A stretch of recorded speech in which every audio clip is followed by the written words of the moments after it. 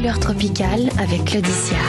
Aux racistes qui les considéraient comme des nègres, vous rappelez? Eh bien oui, nègre je suis.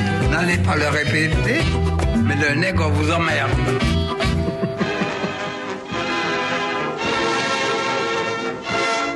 L'exposition du Grand Palais rappelle et exalte le rôle capital joué pendant 5 ans par la France d'outre-mer dans la guerre et dans la victoire. Monsieur Giacobbi, ministre des colonies, en ouvre les portes aux côtés de l'amiral Lemonnier. Dans cette communauté française, la métropole a des devoirs.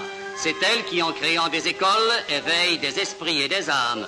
C'est elle qui sauve des vies et apporte la santé dans la terre des épidémies. Et la France d'outre-mer, elle aussi, travaille pour nous. Grâce à elle, la France cultive la canne à sucre. Demain, elle pourra produire son propre caoutchouc. Ses forêts sont inépuisables. Au-delà des océans, la France cueille son propre coton. Elle récolte son propre café. Elle cultive le riz de ses enfants.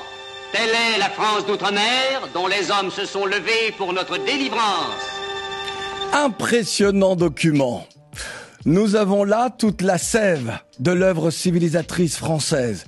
Une œuvre qui cache mal la violence coloniale, le sentiment de domination et d'infériorisation des colonisés des indigènes de la République. Vous venez d'entendre un reportage du 26 octobre 1945 sur l'état de l'empire colonial français. Ses territoires et ses sujets. Le dévouement des colonisés sacrifiés sur les champs de bataille de la Seconde Guerre mondiale occidentale. Avez-vous entendu ce propos sur ces forêts inépuisables ? Incroyable, là encore, de quoi faire bondir les défenseurs de la nature d'aujourd'hui. C'est dans ce contexte d'après-guerre que des revendications légitimes se font jour. L'Indochine n'a pas encore entamé sa guerre d'indépendance, de décolonisation. L'insurrection n'a pas encore gagné l'Algérie et il n'y a qu'une poignée de leaders africains qui osent imaginer l'indépendance.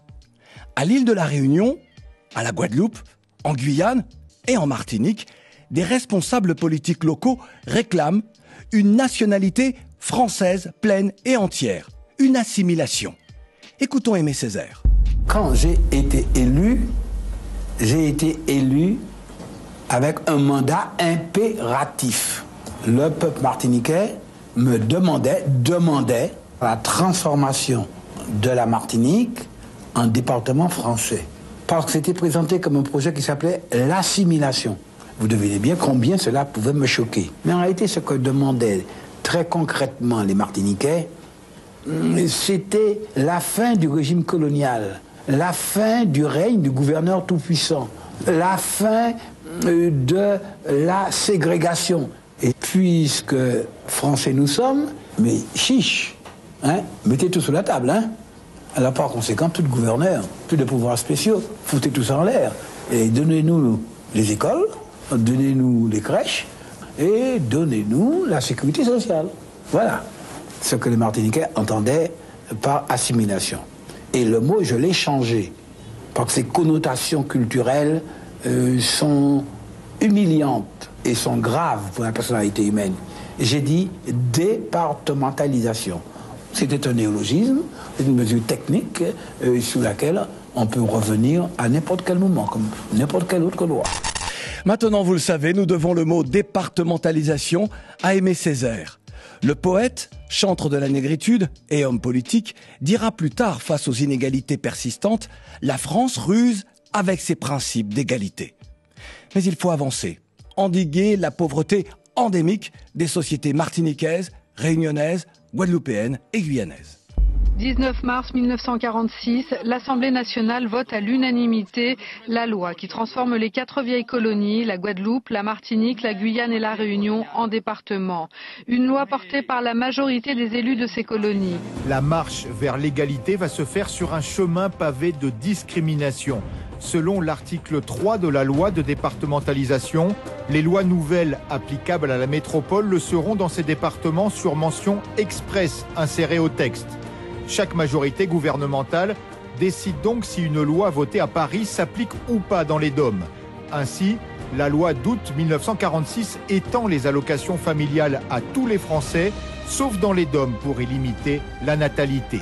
Élu député de Guyane en 1951, le gaulliste Édouard Gaumont fait étendre une partie des prestations sociales au département d'Outre-mer.